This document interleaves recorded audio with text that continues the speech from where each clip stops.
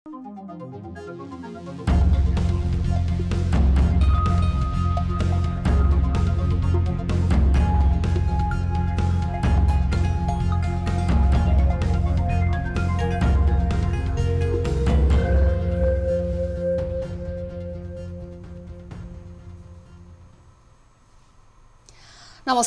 यो news 24 television prime time न्यूजमा स्वागत छ। प्रतिनिधि सभाको अधिवेशन फागुन 23 गते आइतबारका लागि बोलाइएको छ। यो अधिवेशन किन पनि महत्त्वपूर्ण छ भने सरकारको सिफारिसमा विघटन भएको प्रतिनिधि सभा सर्वोच्च अदालतको आदेशले पुनर्स्थापित बनेको छ। यो अधिवेशनमै नेकपा प्रचण्ड नेपाल समूहले प्रधानमन्त्री केपी शर्मा ओली विरुद्ध अविश्वासको प्रस्ताव लैजाँदैछ। यसका लागि प्रचण्ड नेपाल समूहले कांग्रेस, जसपा लगायतका दलहरूसँग छलफल गरेर अविश्वासको प्रस्ताव अघि बढाउने भन्दै आएको छ। त्यसैले पनि प्रतिनिधि सभाको अधिवेशन महत्त्वपूर्ण मानिएको छ। तर नेकपा प्रचण्ड नेपाल समूहलाई कानुनी कठिनाइ रहेको छ। नेकपा आधिकारिक रूपमै नफुट्दा संसदीय दलको नेताकै रूपमा ओली विरुद्ध अविश्वासको प्रस्ताव लैजानुपर्ने बाध्यता रहेको छ। अब प्राइम टाइम न्यूजका हेडलाइन्स। राष्ट्रपति विद्यादेवी भण्डारीद्वारा प्रतिनिधि सभाको अधिवेशन आह्वान। फागुन 23 गते अपराह्न 4 बजे पहिलो बैठक बस्ने।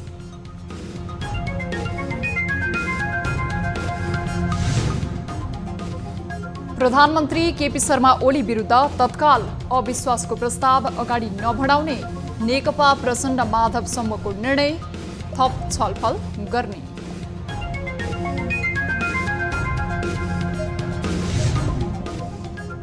आफूलाई शारीरिक हमला हुन सक्ने प्रधानमन्त्री ओलीको चिन्ता, सुरक्षा चुनौती नरहेको सुरक्षा अधिकारीहरूको भनाई। करिब 270 सुरक्षाकर्मी रहने।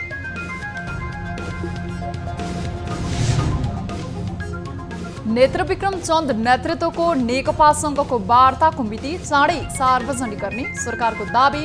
शान्तिपूर्ण रूपबाट चन्द समूहलाई मूलधारमा ल्याउने प्रतिबद्धता। र सरकारको निर्णय अवज्ञा गर्दै ओपीडी शुल्क बढाउने स्वास्थ्य सम्बद्ध सङ्घ संस्थाहरूको निर्णय। महँगीको मारमा पर्ने सर्वसाधारणको चिन्ता।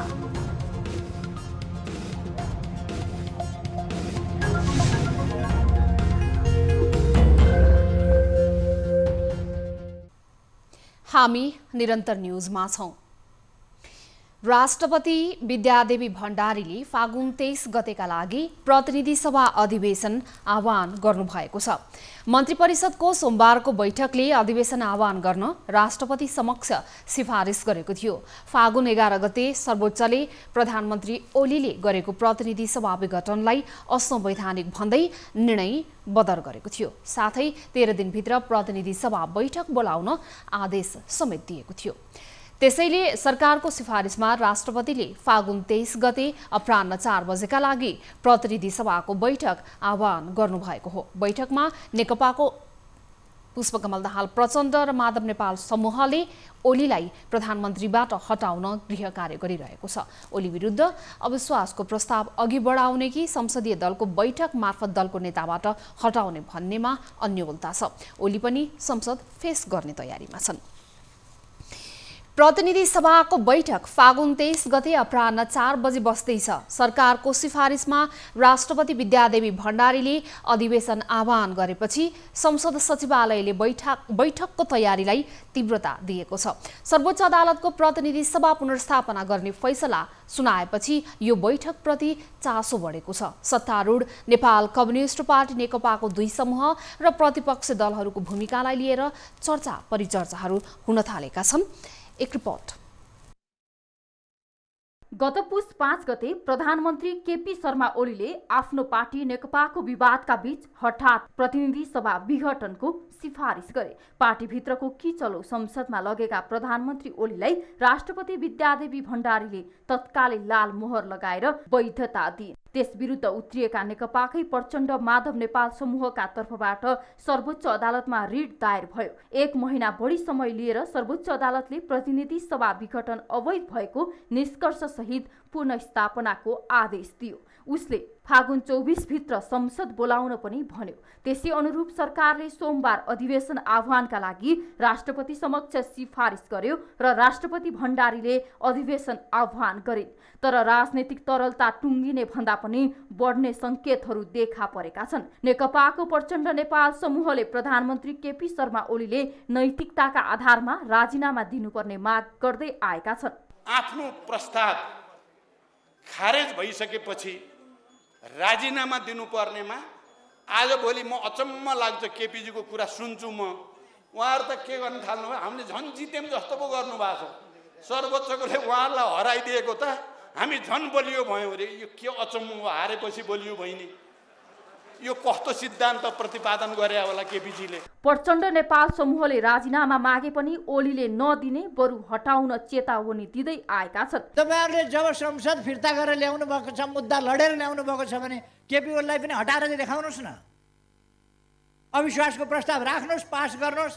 पहिले पनि अविश्वास राखेर हटाएको म जनताबाट फर्केर आएको हुँ। अहिले पनि हटाएर देखाउनुस्।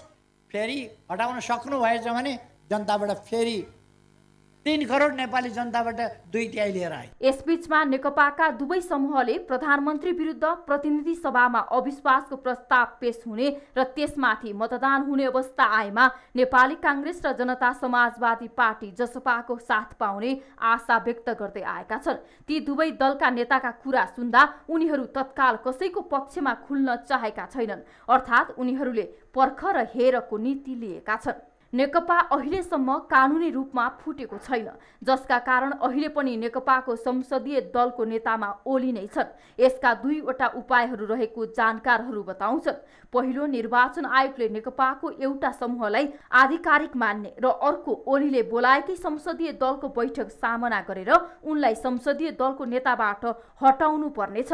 त्यसका लागि दुवै समूह एकै ठाउँमा बस्नुपर्नेछ।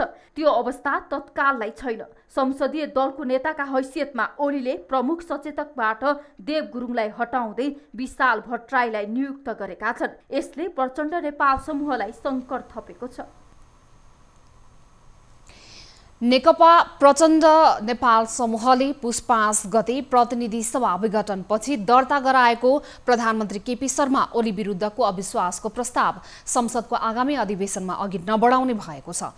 90 जना सांसदको हस्ताक्षरसहित दर्ता गरिएको प्रस्तावको वैधानिकतामाथि समेत प्रश्न उठेको र कांग्रेस, जसपा लगायतका दलहरूले सो प्रस्तावलाई समर्थन जनाउने सम्भावना समेत नदेखिएपछि आफ्नो प्रस्ताव अघि बढाउनबाट प्रचण्ड माधव पक्ष पछाडि हटेको जनाइएको छ। सोमबार बसेको सचिवालय बैठकमा यसबारेमा छलफल भएको र अन्य दलहरूसँग समेत परामर्श गरेर नयाँ ढङ्गले जानुपर्ने देखिएकाले अहिले सो प्रस्तावको सन्दर्भमा थप कदम नचालिने प्रचण्ड माधव पक्षले जनाएको छ। सभामुखले समेत यसबारेमा परामर्श गर्ने भएका छन्। प्रचण्ड माधव पक्ष नेकपा संसदीय दलबाट ओलीलाई हटाउने प्रक्रियामा भने नजाने भएको छ। अहिले दर्ता गरिएको अविश्वास प्रस्तावका हस्ताक्षरकर्ता मध्ये 6 जना सांसदले फिर्ता लिइसकेका छन्। नेपाल कम्युनिस्ट पार्टी नेकपा अध्यक्ष पुष्पकमल दाहाल प्रचण्डले प्रधानमन्त्री केपी शर्मा ओलीलाई नैतिकताको आधारमा राजीनामा दिन माग गर्नुभएको छ।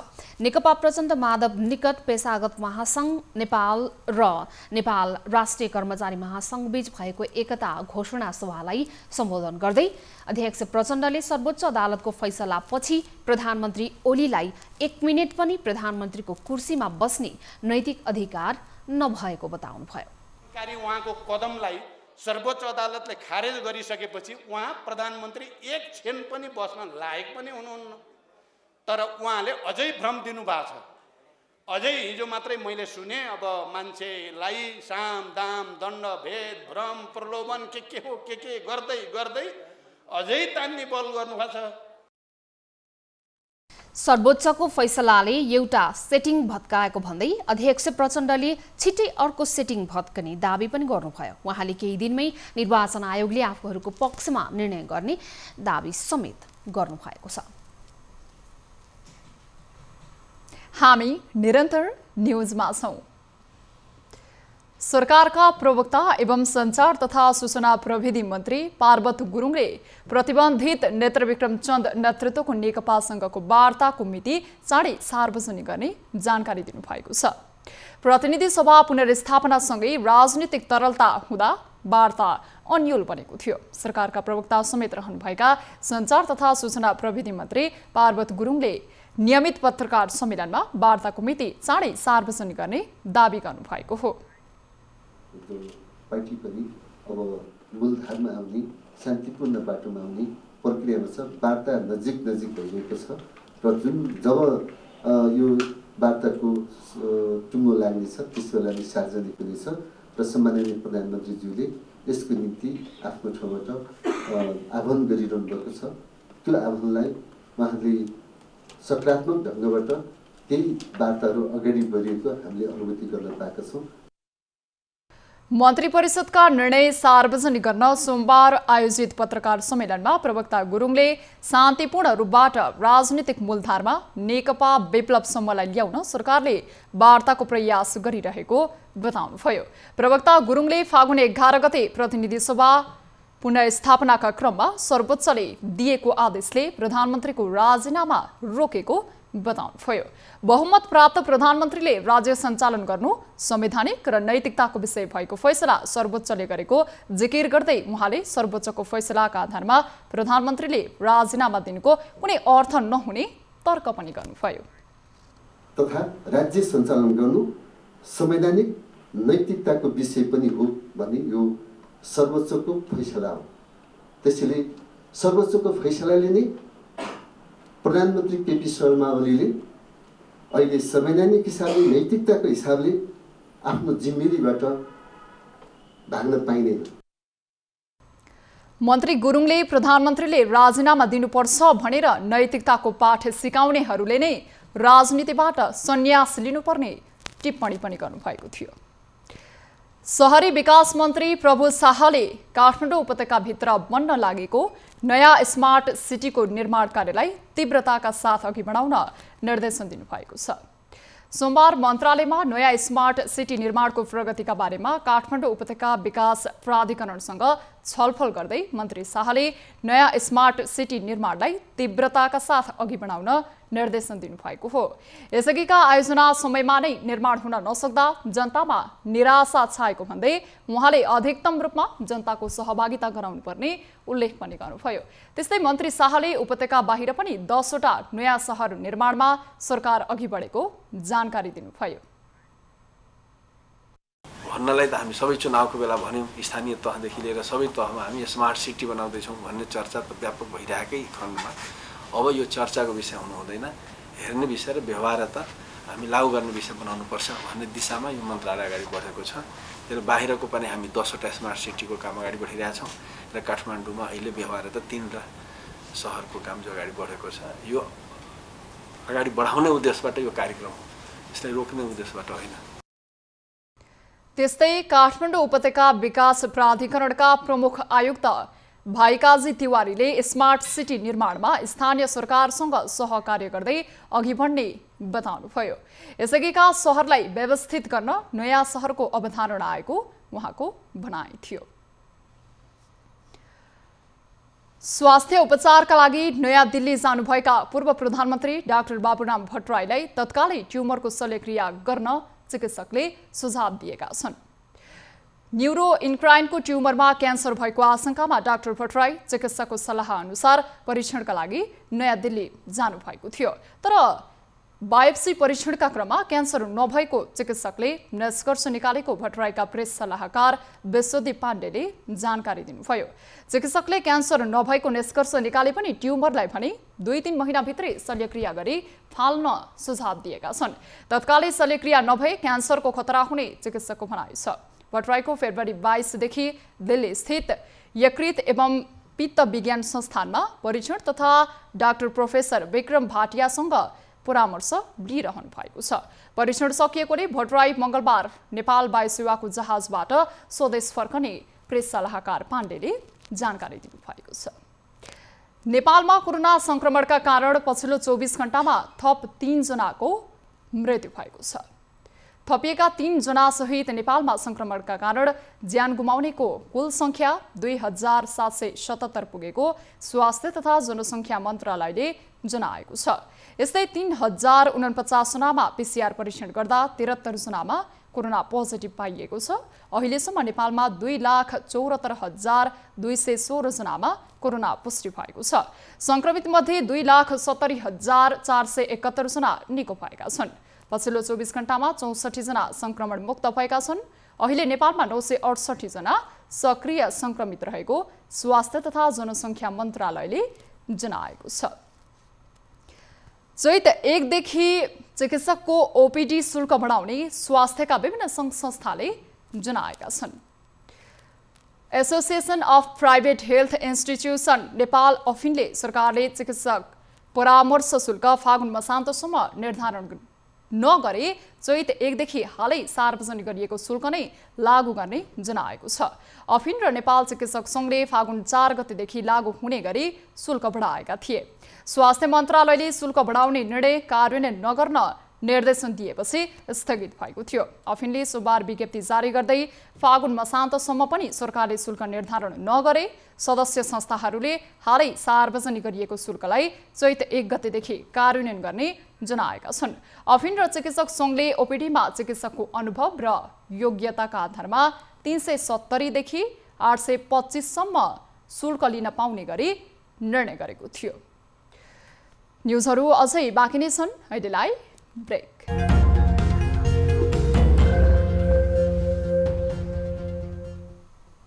हामी निरन्तर न्युजमा छौं। भिभिआइपी सुरक्षा चुनौती नेपालमा कति छ? सामान्यतया अहिलेकै अवस्थामा सुरक्षा चुनौती छैन। जानकारहरू पनि भन्छन् अहिले कुनै पनि भिभिआइपी अर्थात् उच्च पदस्थ अधिकारी तथा पूर्व अधिकारीहरूलाई नेपालमा खासै सुरक्षा चुनौती छैन। तर प्रधानमन्त्री केपी शर्मा ओलीले सोमबार एउटा कार्यक्रममा आफू असुरक्षित रहेको अभिव्यक्ति दिए। उनले आफूलाई जुनसुकै बेला जे पनि हुन सक्ने बताएका छन्। तर सुरक्षाका जानकारहरू भने त्यस्तो अवस्था नरहेको बताउँछन्। यो मात्रै राजनैतिक स्टन्ट हो भन्नेहरू पनि उत्तिकै छन्। एक रिपोर्ट।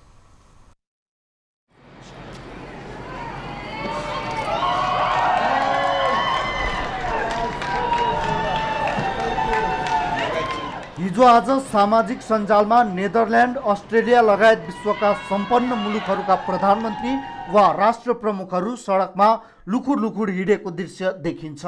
यी दृश्य देख्दा कतिपय नेपाली सामाजिक सञ्जाल प्रयोगकर्ताहरूले हाम्रो प्रधानमन्त्री वा उच्च पदस्थ अधिकारीहरू पनि यसै गरी हिँडडुल गरून् भन्ने चाहना राख्छन्। तर 4वटा सुरक्षा घेराभित्र रहने प्रधानमन्त्री केपी शर्मा ओली आफू निकै सुरक्षा थ्रेटमा रहेको बताउँछन्। पोखरामा आयोजित एउटा कार्यक्रममा प्रधानमन्त्री ओलीले भनेका छन्, अत्यन्तै तीव्र रूपमा प्रहार भएको छ। शारीरिक हमला नै भयो र ज्यान नै तलमाथि भयो भने अनौठो नमान्नुहोला। नपत्याए सुन्नुहोस् प्रधानमन्त्री ओलीको यो भनाइ। तपाईहरु अनौठो नमान्नुहोला। यदि ममाथि कुनै शारीरिक हमला नै भयो वा मेरो ज्यान तलमाथि भइहाल्यो भने पनि अनौठो नमान्नुहोला। तर त्यस्तो हुन दिइने छैन। हामी सतर्कता अप्नाउँछौँ। राजनीतिक तरलतामा प्रधानमन्त्री ओलीले अकस्मात किन सुरक्षा थ्रेट अनुभूति गरे? सबैलाई झस्काएको छ। प्रधानमन्त्री ओली युरोपियन मुलुकहरूका प्रमुख जस्तै लुखुर लुखुर हिँड्दैनन्। उनी त 4 सुरक्षा निकायको घेराभित्र रहन्छन्। त्यति मात्र होइन, बाहिर कार्यक्रममा सहभागी हुन जाँदा उनका कार्यकर्ताहरूको घेरा पनि सानो हुँदैन। तर पनि प्रधानमन्त्री ओलीलाई आफ्नो सुरक्षाको निकै चिन्ता छ। प्रधानमन्त्रीका लागि कति सुरक्षाकर्मी? नेपाली सेना प्रधानमन्त्री निवासदेखि प्रधानमन्त्री सुरक्षासम्म 175 जना, डीएसपी को नेतृत्वमा 80 भन्दा बढी प्रहरी, सशस्त्र प्रहरी, स्कटिङदेखि अन्य किसिमको सुरक्षाका लागि 35 सशस्त्र प्रहरी, राष्ट्रिय अनुसन्धान विभाग 10 जना भन्दा बढी जनशक्ति। यतिमा मात्र प्रधानमन्त्रीको सुरक्षा घेरा रहँदैन। यी बाहेक बाहिरी जिल्लामा जाँदा सिङ्गो प्रहरी प्रशासन खटिएको हुन्छ। प्रधानमन्त्रीका कार्यक्रम अघि कुकुर परिचालन गरेर सुरक्षा जाँच गरिन्छ। त्यति हुँदासम्म पनि प्रधानमन्त्रीलाई कसरी सुरक्षा थ्रेट? यो प्रश्न सुरक्षाका जानकारहरू पत्याउँदैनन्। उनीहरू भन्छन् नेपालका प्रधानमन्त्रीलाई त्यस्तो सुरक्षा थ्रेट छैन। यो मात्र राजनीतिक स्टन्ट हो। सङ्घ, प्रदेश र स्थानीय तहसम्ममा भ्रष्टाचारको जालो फैलिएको छ। प्रदेश 2 सरकारका मुख्यमन्त्री मन्त्रीदेखि लिएर उनका निजी सचिवसम्म कमिसन मात्रै लिएर बजेट निकासा गर्ने गरेको सञ्चार माध्यमहरूबाट समाचार सार्वजनिक हुने गरेका छन्। यस्तै भएको छ वीरगञ्ज स्थित नारायणी रङ्गशालामा क्रिकेट खेलाडीका लागि निर्माण भएको भवनमा पनि उक्त भवन बनाउँदा के कसरी अनियमितता भयो, एक रिपोर्ट। पर्साको वीरगञ्जको नारायणी रङ्गशाला छेउमै दक्षिण पूर्वतर्फको कुनामा क्रिकेट खेलाडीहरूका लागि ग्राउन्ड निर्माण गरिएको छ भने खेलाडीहरूकै लागि चाहिने भवन पनि निर्माण गरिएको छ। क्रिकेट ग्राउन्ड र एकतले भवन पहिला नै निर्माण गरिएको थियो, तर त्यसलाई मर्मत सम्भार र नयाँ प्याराफिट निर्माणका लागि 2074-75 मा प्रदेश सरकारले 1 करोड बजेट छुट्याएको थियो र त्यो 1 करोड बजेटबाट पहिलाकै एकतले भवनको माथि टिनको छाना सहितको 2वटा कोठा तथा फलामको डन्डी राखेर माथि फाइबर राखेर छानो निर्माण गरिएको छ। त्यतिकैमा 1 करोड बजेट सिद्ध्याइएको छ। 1 करोड वा त्योभन्दा बढी लगानीको कुनै पनि भौतिक संरचना निर्माण गर्नका लागि टेन्डर आह्वान गरेर निर्माण गर्नुपर्नेमा प्रदेश सरकारले जिल्ला समन्वय समितिलाई पठाइएको उक्त बजेट कमिसनमै सिद्ध्याउनका लागि उपभोक्ता समिति गठन गरेर निर्माण कार्यको जिम्मा लगाइयो। 2 आर्थिक वर्षमा 80 लाख र 20 लाख गरी बजेट निकासा भयो र क्रिकेट संघका अध्यक्ष समेत रहेका दाउद अन्सारीको संयोजकत्वमा उपभोक्ता समिति गठन गरेर निर्माण कार्यको जिम्मा लियो र निर्माण भने 25% पनि भएन। यसलाई नयाँ संरचना दिनलाई माथिबाट यसलाई जस्ता हालेर अब यसमा फलामको बेसहरू दिएर चाहिँ यसमा माथि 2वटा रुमहरू बनाइएको छ जसमा अट्याच टोयलेट बाथरुमहरू पनि छ। अब र यो पहिलाकै अवस्थामा एकदमै कमजोर अवस्थामा यो थियो, जसमाथि लाइक यसको माथि दोस्रो बिल्डिङ बनाउने कुनै मतलब त्यस्तो यसको जुन एउटा बेस आफैमा कमजोर छ। यदि माथि यो बनेको छ भने यसको मजबुती आफैमा छैन। अब यो रडहरू यसमा लगाइएको छ। अब पानी जम्नुको कारण अब यसमा के भएको छ भने लाइक अब यसको जुन यसमा टेम्पर हुनुपर्ने त्यो टेम्पर पनि छैन। भन्नुको मतलब यसमा जति पनि लगानी लगाइयो यो छडहरूमा यसमा सिमेन्टहरू लगाएर जुन यसको बेस बनाउने जुन एउटा प्रक्रिया थियो त्यो पुरै अब जिरोमा गएको छ। अब यसलाई फेरिदेखि निर्माण गर्नलाई यसमा जति पैसा लागेको थियो त्यो फेरिदेखि नै त्यति नै पैसा यसमा के भयो भने लाग्ने कुराहरू भयो। पुरानै एकतले भवनको माथि पर्खाल जोडेर टिन हालेर 2वटा भवन निर्माण गरियो र प्याराफिट निर्माणका लागि छडहरू गाडेर अलपत्र अवस्थामा छाडियो। प्याराफिट निर्माणका लागि ठुल्ठुला छडहरू गाडेर छाडिएको छ। बर्सातको बेला त्यही खाल्डोमा पानी जमेर उक्त छडहरू ढलेर खिया लागेर खराब हुने अवस्थामा पुगेको छ। अब हाल आएर बजेटको अभाव भयो भन्ने बहानामा निर्माण कार्यलाई रोकिएको छ। त्यत्रो महँगो मूल्यमा खरिद गरिएका छडहरूको कुनै लेखाजोखा छैन। बजेट आयो त्यसलाई काम गर्ने भनेर केही दिनसम्म लागियो र अलपत्र अवस्थामा छाडियो। प्याराफिट बनेला रेडी होत रहे, सब सामान ही अलपत्र भइल बा। केहू के जिम्मेदार बा, के करी के ना करी कोनो मतलब नहीं के सबसे। अर्कोतर्फ नारायणी रङ्गशालालाई निर्माणका लागि बनाइएको डिपिआर अनुसार पनि उक्त भवन निर्माण गरिएको छ। नारायणी रङ्गशालाले आफ्नो मातहतभित्रका सम्पूर्ण भौतिक संरचनालाई डिपिआर अनुसार बनाउन लागि परेको अवस्थामा प्रदेश सरकारले उक्त शीर्षकमा दिएको बजेटलाई जसरी पनि सिद्ध्याउने भन्ने सोचले डिपिआर बेपरित उक्त निर्माण कार्य गरिएको छ। भोलिका दिनमा रङ्गशालाले आफ्नो डिपिआर अनुसार भौतिक संरचना निर्माण गर्दा प्रदेश सरकारको बजेटबाट निर्माण गरिएको उक्त संरचना पनि भत्काइनु पर्ने हुन्छ। भन्नुपर्दा निर्माणको नाममा प्रदेश सरकारको बजेट बाल्लोमा पानी खन्याएको जस्तै भएको छ। स्थानीय सरकारले मापदण्ड कार्यान्वयन नगर्दा रूपन्देहीमा 500 बढी मासु पसल अवैध रूपमा सञ्चालन भइरहेका छन्। मापदण्ड कार्यान्वयनमा स्थानीय सरकार नै उदासीन भन्दा बजारमा अस्वस्थकर मासुको बिक्री बढेको छ, जसले गर्दा उपभोक्ताको स्वास्थ्यमाथि खेलवाड भइरहेको स्थानीयले गुनासो गरेका छन्। यस विषयलाई लिएर बारम्बार स्थानीय सरकारलाई गुहार्दा पनि कतै सुनवाई नभएको उनीहरूको भनाइ छ। रूपन्देही बजारमा धमाधम मासु पसल खुल्दै गए पनि त्यसको अनुगमन गर्ने निकायले चासो नदिँदा स्थानीय प्रदूषित मासु खान बाध्य भएका छन्। एक रिपोर्ट। रूपन्देहीमा करिब 2400 मासु व्यवसायी छन्। तीमध्ये 1070 मासु व्यवसायी सङ्घमा दर्ता भएर सञ्चालन भइरहेका छन्। 1300 बढी व्यवसायी सङ्घमा दर्ता छैनन्। कुल व्यवसाय मध्ये 70% मात्रै करको दायरामा छन् भने खुल्ला रूपमा फुटपाथमा मासु बिक्री गर्ने 200 बढी व्यवसायी छन्। सरकारले तोकेको मापदण्ड पालना नगरेका व्यवसायीहरू बिना दर्ता रोकटोक बिना नै सहजै व्यवसाय गरिरहेका छन्। यसरी अवैध रूपमा व्यवसाय सञ्चालन गरेका व्यवसायीले अस्वस्थकर मासु बिक्री गर्ने गरेको मासु व्यवसाय सङ्घको आरोप छ। दिनहुँ जसो सीमावर्ती भारतीय बजारबाट लुकी छिपी कुखुरा, खसी बाख्रा आए पनि रोक्ने पहल नहुँदा सधैँ मूल्यमा अस्वस्थ प्रतिस्पर्धा हुने गरेको सङ्घमा आबद्ध व्यवसायीको आरोप छ। बाटोमा ओछ्याएर बिक्री गर्ने, टङ्कीमा टेबलमा बसेर बिक्री गर्ने, त्यसलाई समातेर कारवाही गर्ने छ सर। यो हामीले अनुगमन पनि 4 चोटि गर्यो, त्यसमा केही डाक्टर साहबले पनि अनुगमन पनि केही पनि गरेन। कागज गर्दै छोड्दै जानुभयो। दोकानमा भाडा त्यत्रो तिर्ने, दोकानमा व्यापार अनि बाहिर मासु लिन्छन् मान्छे 280 म 260 म 200 जतिमा पाए जतिमा भाव दिदिने। हामी जिन्दो कुखुरा ल्याएर 210 को किनेर अनि 320 310 20 30 यस्तै बेच्दा यसमा सकेनौँ हामी।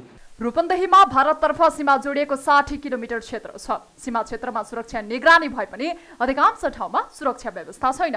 फितलो सुरक्षा व्यवस्थाको फाइदा उठाएर भारतबाट खसी बाख्रा, कुखुरा, माछा तस्करी हुँदै आएको छ। अर्कोतर्फ नियामक निकायले 3 वर्ष यता रूपन्देहीका मासु पसलहरू अनुगमन समेत गरेका छैनन्। मुलुक सङ्घीय संरचनामा जानु अघि कानुनी रूपमा जिल्ला प्रशासनले अनुगमन गर्ने भए पनि त्यो अधिकार अहिले स्थानीय सरकारलाई दिइएको छ। अनुगमनको जिम्मा पाएका स्थानीय सरकार तथा अन्य सरकारवाला निकाय मौन बस्दा अवैध मासु आयात र अस्वास्थ्यकर मासु बिक्री बढेको छ पनि लाग्नु जरुरी छ। अब यहाँ रूपन्देहीको हकमा यो सिनपा जस्तै सिनपा तात्नु पर्यो यही बजारलाई हैन, जस्तै बुटोल तात्नु पर्यो त्यहाँ बुटोल बजारको लागि। त्यसपछि अब हामीले अनुगमनको कुरा अगाडि बढाएकै छौँ। यहाँलाई सामान्य अब सर गएर हामी अनुगमनको क्रममा देखेका कुराहरूलाई यो यसो भयो, अब आइन्दा यस्तो नगर्नु है भनेर त्यही तत्कालै फिल्डमा नैसियत दिएको अवस्था पनि छ। दर्ता प्रक्रियामा आए सरकारी तोकेका मापदण्डहरू लागू गर्नुपर्ने भएकोले धेरै व्यवसायीले दर्ता नगरी व्यवसाय गरिरहेका छन्। टेबलमा बेच्ने, त्रिपलमा राखेर मासु बेच्नेलाई हामीले समयसम्म अनुगमनमा जाँदाखेरि त्यसलाई निरुत्साहित गर्नको लागि उहाँहरूलाई हामीले सधैँभरि भनिरहेका छौँ यसरी गर्न पाउनुहुन्न, भोलि तपाईँहरूलाई कारबाही हुन्छ, आर्थिक जरिवानादेखि लिएर हामीले सुझाव चाहिँ सधैँभरि दिने गरेका छौँ। अब त्यस्ता कुराहरूलाई अझै पनि हाम्रो तर्फबाट त्यो रोक्नको लागि सधैँभरि हाम्रो प्रयास रहनेछ। आफ्नो क्षेत्रभित्र सञ्चालन भइरहेको व्यवसायलाई करको दायरामा ल्याउनु स्थानीय सरकारको दायित्व हो, तर करको दायरामा ल्याउन स्थानीय सरकारले केही पहल गरेका छैनन्, जसबाट सरकारले राजस्व पनि गुमाइरहेको छ। शेयर बजारमा पछिल्ला दिनमा उच्च दरको करेक्सन देखिएको छ। लामो समयदेखि सुधारको बाटोमा रहेको बजारमा 81 ठूलो अङ्कको करेक्सन आउँदा लगानीकर्ता अन्योलमा देखिएका छन्।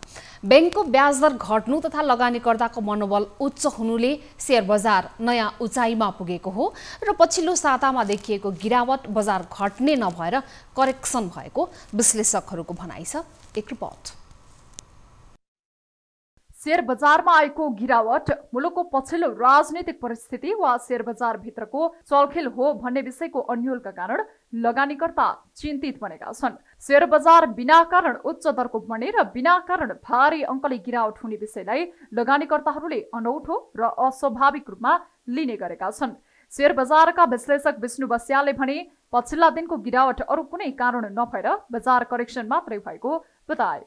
बजारको अहिलेको नेचुरल करेक्सन आउनु थियो, त्यो नेचुरल करेक्सन जुन 1500 पोइन्टको राइज थियो त्यसमा यदि 300-400 पोइन्ट खस्छ भने त्यसलाई चाहिँ एउटा स्वाभाविक करेक्सनको रूपमा प्रफिट बुकिङको रूपमा चाहिँ हामीले लिन सक्छौँ। शेयर बजार लामो समयसम्म निरन्तर उकालो लागेको थियो, जसका कारण शेयर बजारमा करेक्सनको आवश्यकता पनि थियो। यस्तै बजार घट्दैमा आत्तिनु नपर्ने उनले बताए। नेप्से परिसूचक माथि जाँदै गर्दा कतिपय अल्पकालीन लगानीकर्ताहरूले बेच्ने क्रम बढेकोले बजारमा करेक्सन आएको हो। शेयर बजारमा हुने उतार चढावबाट लगानीकर्ताहरू मात्तिनु र आत्तिनु नहुने नेपाल इन्भेस्टर्स फोरमका अध्यक्ष छोटेलाल रौनियारको भनाइ छ। म लगानीकर्ताहरूले के भन्छु बारम्बार, आत्तिने मात्तिने काम भनेको हाम्रो लगानीकर्ताहरूको शत्रु हो। हामी त्यसरी आत्तिने मात्तिने गर्नु हुँदैन। हिजो शेयर जसले यसरी फ्याँके उनीहरूले आज महँगोमा शेयर किने, के फाइदा भयो यसले? त्यसैले बजारमा आत्तिनु, हल्लाको भरमा आत्तिनु हुँदैन। शेयर बजार पछिल्लो साता घटेको भए पनि कारोबार रकम भने उच्च नै रहेका कारण अहिले नै लगानीकर्ताले आत्तिनु पर्ने अवस्था नआएको लगानीकर्ता तथा विश्लेषकहरूको तर्क छ। लगानीकर्ताले आत्तिनु भन्दा पनि यस्तो बेलामा आफ्नो लगानी होल्ड गर्न सके लगानी घाटामा नजाने उनीहरूको भनाइ छ। अहिलेको अवस्थामा बजार घट्ने कुनै कारण नभएकोले यसलाई अस्वाभाविक मान्न नपर्ने र बजार फेरि पनि माथि जाने ठूला लगानीकर्ताको भनाइ छ। क्यामेरामा कान्छा डङ्गोलका साथमा टिभी जर्नलिस्ट राजन ठकालको रिपोर्ट। अब बिजनेस न्यूज।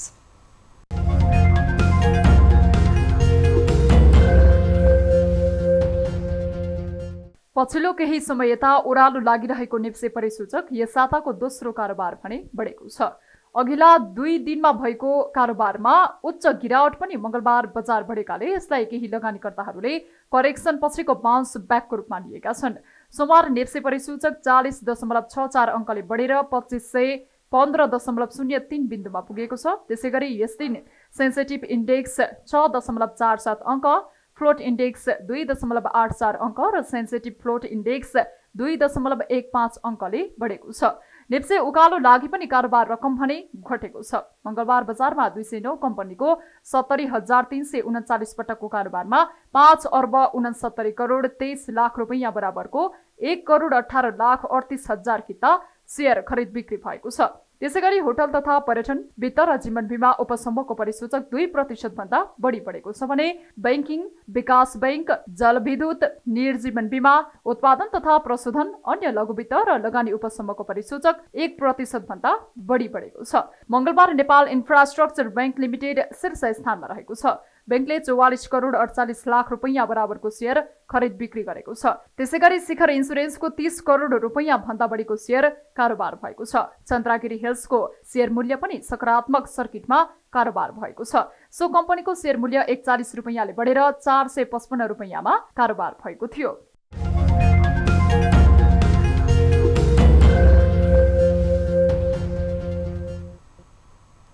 न्युजहरू अझै बाँकी छन्, अहिलेलाई ब्रेक।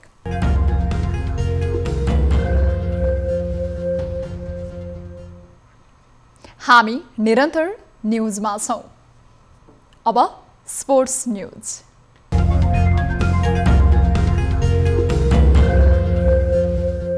काठमाडौँमा जारी शहीद स्मारक बी डिभिजन लिग फुटबलमा रानीपोखरी कर्नर टिम आरसिटीले टुसाल युथ क्लबलाई पराजित गरेको छ।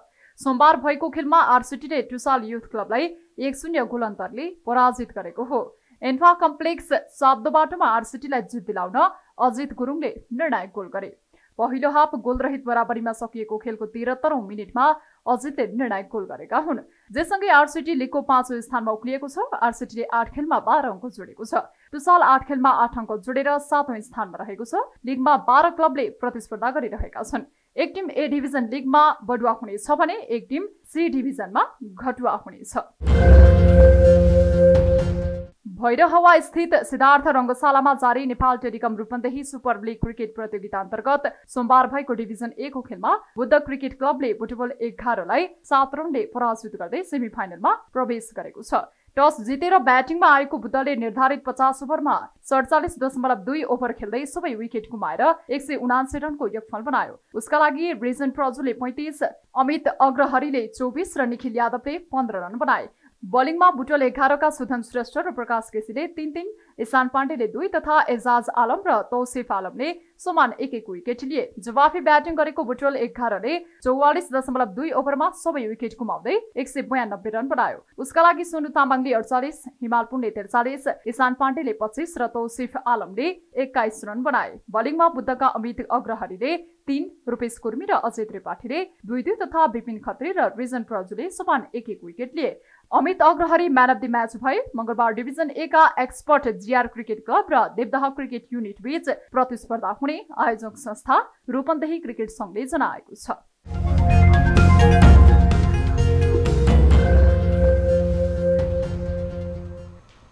अब विद्या बस्नेतका साथमा फटाफट न्युज।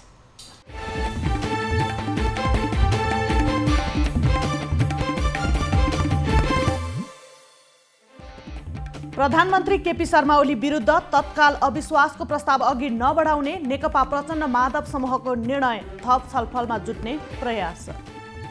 राष्ट्रपति विद्यादेवी भण्डारीद्वारा प्रतिनिधि सभाको अधिवेशन आह्वान, फागुन 13 गते अपराह्न 4 बजे पहिलो बैठक बस्ने। पूर्व प्रधानमन्त्री डाक्टर बाबुराम भट्टराईलाई क्यान्सर नभएको चिकित्सकको निष्कर्ष, तर छिट्टै शल्यक्रिया गर्न सुझाव, मङ्गलबार नेपाल फर्कने। 8 वर्षको अवधिमा देशभर 266 जनामा दुर्लभ रोग फेला, सरकारलाई गम्भीर बन्न चिकित्सकको सुझाव। पछिल्लो 24 घण्टामा 3049 जनाको पीसीआर परीक्षण गर्दा मुलुकमा 73 जना कोरोना संक्रमित थपिए, 3 जनाको मृत्यु, 64 जना संक्रमण मुक्त। बालाजु बाइपासका 39 घर बिना क्षतिपूर्ति भत्काइनुमा मन्त्री रामवीर मानन्धरको समेत सहमति रहेको स्थानीयको आरोप। घर भत्काएर सूचना केन्द्र बनाउने महानगरको भनाई। संवैधानिक आयोगमा भएका नियुक्ति खारेज गर्न मानवाधिकार सम्बन्धी संस्थाहरूको माग। संवैधानिक आयोगहरूको निष्ठाप्रतिको जनआस्था र विश्वासलाई कमजोर बनाएको निष्कर्ष। मोरङको केराबारी आमजुङ्गीमा ढुङ्गा गिटी कारोबारमा लागेका जनप्रतिनिधि र क्रसर उद्योगीका कारण बस्ती नै उठीबास हुने त्रास। जनप्रतिनिधि नै उद्योगी रहेकाले उत्खनन रोक्न स्थानीय प्रशासनले कुनै चासो नदिएको स्थानीयको आरोप। मोरङको बेलबारी 5 कसेनी घटनाका फरार अभियुक्त 7 महिनापछि पक्राउ पर्नेमा ग्रामथान गाउँपालिका 4 मोतीपुरका ओम नारायण धामी। वीर अस्पतालको नयाँ सर्जिकल भवन प्रयोग गर्न अझै 1 वर्ष लाग्ने। जनशक्ति र उपकरण अभावका कारण सञ्चालनमा आउन ढिलाइ। कैलालीको धनगढी र कञ्चनपुरको कृष्णनगर नगरपालिकाको राजघाट जोड्ने मोहना नदीमा निर्माण सम्झौताको 6 वर्षमा पनि बनेन पक्की पुल। पुल नबन्दा पैसा तिरेर काटे पुलमा जोखिमपूर्ण यात्रा गर्न बाध्य। सप्तरीमा स्रोत नखुलेको 3 लाख रुपैयाँ सहित एकजना महिला पक्राउ पर्नेमा छिन्नामस्ता गाउँपालिका 1 निवासी 55 वर्षीय गीतादेवी महतो।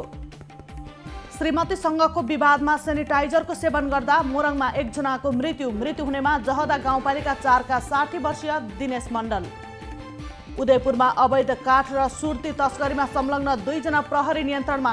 पक्राउ पर्नेमा सुनसरी बराहा क्षेत्र नगरपालिका 2 बैरवन बस्ने 36 वर्षीय धनु राई र ट्र्याक्टर चालक कृष्ण बहादुर शाही। चितवनमा निर्माण भइरहेको गौतम बुद्ध अन्तर्राष्ट्रिय क्रिकेट रङ्गशालामा मेरो कुर्सी नामक अभियानको थालनी।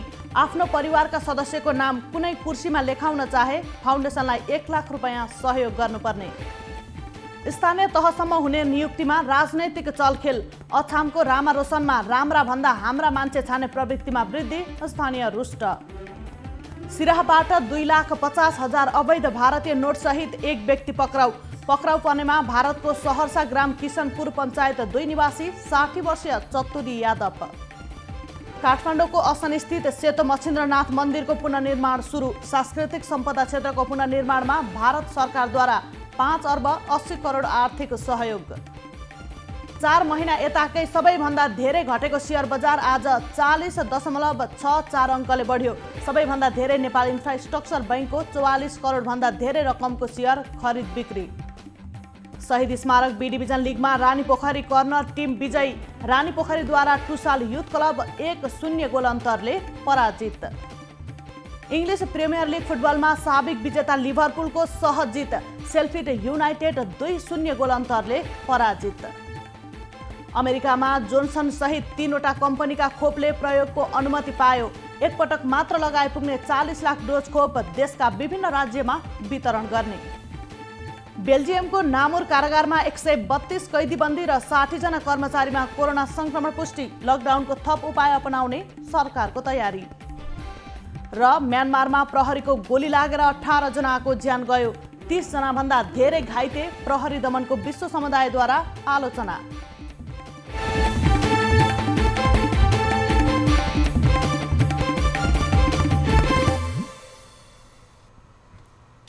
अब एउटा रोचक प्रसङ्ग। विश्वमा ठूलो संख्यामा 100औं तले गगनचुम्बी भवनहरू बनेका छन्। तर चीनले एउटा यस्तो विशाल भवनको निर्माण गरेको छ जुन ठाडो होइन, तेर्सो छ।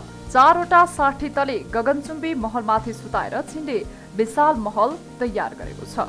चीनको यो परियोजनाको नाम हो ऱ्याफल सिटी चोङकिङ। चोङकिङ सहरको योङझौ जिल्लामा यो विश्वकै लामो तेर्सो महल हो। दुनियाँका सबै भवनहरू ठाडो छन्, तर यो भवन चीनले तेर्सो बनाएको छ जुन आफैमा आश्चर्यपूर्ण छ। क्रिस्टल नाम राखिएको यो सुतेको भवनको लम्बाइ 250 मिटर छ। यो भवनमा 1400 वटा सुविधा सम्पन्न अपार्टमेन्ट छन्। साथै एउटा लग्जरी होटल र 1.60 लाख वर्ग मिटरको ठूलो अफिस स्पेस तथा शपिङ सेन्टर पनि छ। पूर्ण रूपमा तयार हुने क्रममा रहेको यो भवनको डिजाइन चीनको पारम्परिक डुङ्गा जस्तै छ। भवनको माथिल्लो भागमा याङजे र जियालिङ नदीको दोभान जस्तो संरचना बनाइएको छ। यो सुतेको भवनको निर्माण गर्न अहिलेसम्म 6 वर्ष लागिसकेको छ भने यसको निर्माणमा 4 खर्ब 32 अर्ब लागत लाग्ने बताइएको छ। इजरायली आर्किटेक्ट मोसे स्याफदीले यो भवनको डिजाइन गरेका हुन्। अब प्राइम टाइम न्यूज सक्नु अघि अहिलेसम्मका हेडलाइन्स पुनः एकपटक। राष्ट्रपति विद्यादेवी भण्डारीद्वारा प्रतिनिधि सभाको अधिवेशन आह्वान। फागुन 23 गते अपराह्न 4 बजे पहिलो बैठक बस्ने।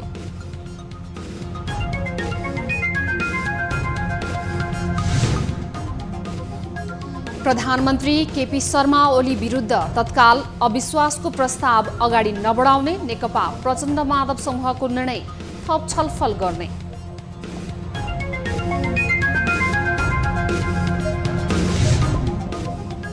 आफूलाई शारीरिक हमला हुन सक्ने प्रधानमन्त्री ओलीको चिन्ता। सुरक्षा चुनौती नरहेको सुरक्षा अधिकारीहरूको भनाई। करिब 270 सुरक्षाकर्मी रहने।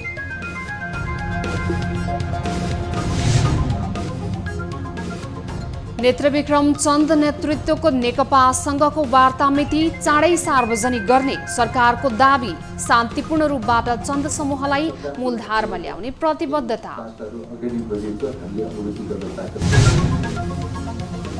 र सरकारको निर्णय अवज्ञा गर्दै ओपीडी शुल्क बढाउने स्वास्थ्य सम्बद्ध सङ्घ संस्थाहरूको निर्णय। महँगीको मारमा पर्ने सर्वसाधारणको चिन्ता।